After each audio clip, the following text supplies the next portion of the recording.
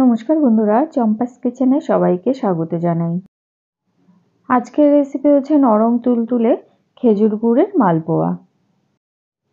খুব সহজে ঘরে থাকা উপকরণ দিয়ে চটজলদি এই মালপোয়া আমি কি করে তৈরি করি, চলো তার রেসিপিটা চটপট দেখে নেওয়া যাক।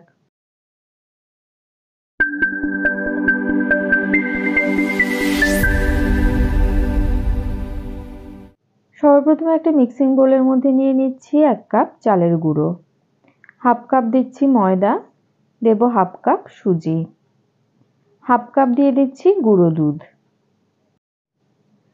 হাফ টিস্পুন নুন দিয়ে দিলাম, দেব হাফ কাপ খেজুর গুড়, হাফ টিস্পুন মৌরি দিচ্ছি।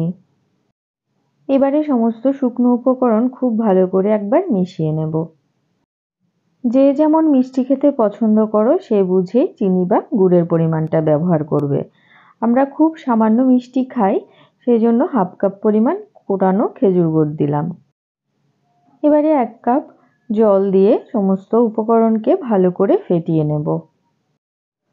পাউডার মিল্ক যেহেতু দিয়েছি সেজন্য আর লিকুইড দুধ দিলাম না, তবে তোমরা চাইলে জলের পরিবর্তে জাল করে ঠান্ডা করে রাখা গরুর দুধও এর মধ্যে ব্যবহার করতে পারো।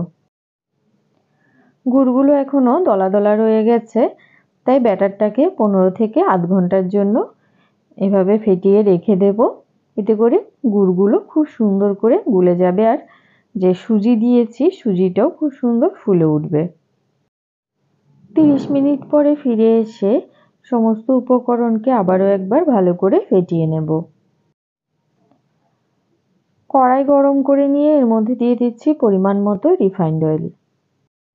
গ্যাসের আঁচ হাইতে রেখে সাদা তেলটাকে খুব ভালো করে গরম করে নিতে হবে।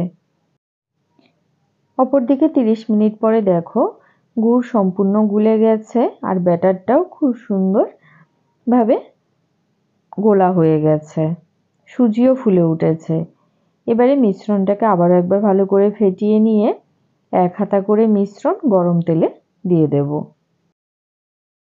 এইদিকে দেখো তেলটাও বেশ ভালোভাবে গরম হয়ে গেছে, তো 1 হাতা করে ব্যাটার গরম তেলে দিয়ে দিলাম। ব্যাটারটা তেলে পড়ার কিছুক্ষণ 30 থেকে 40 সেকেন্ডের মধ্যে এটা তেলের উপরে ভেসে উঠবে।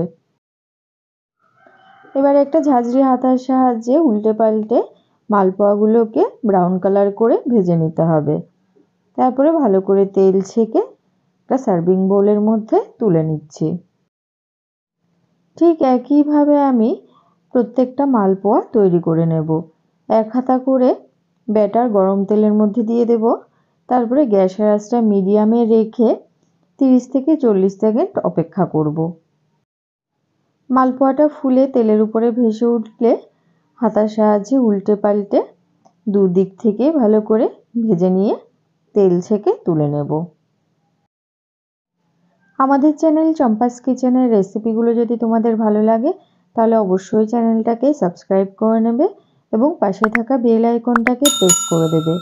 এতে করে যখনই আমি নতুন ভিডিও আপলোড করব সাথে সাথে নোটিফিকেশান তোমাদের কাছে পৌঁছে যাবে।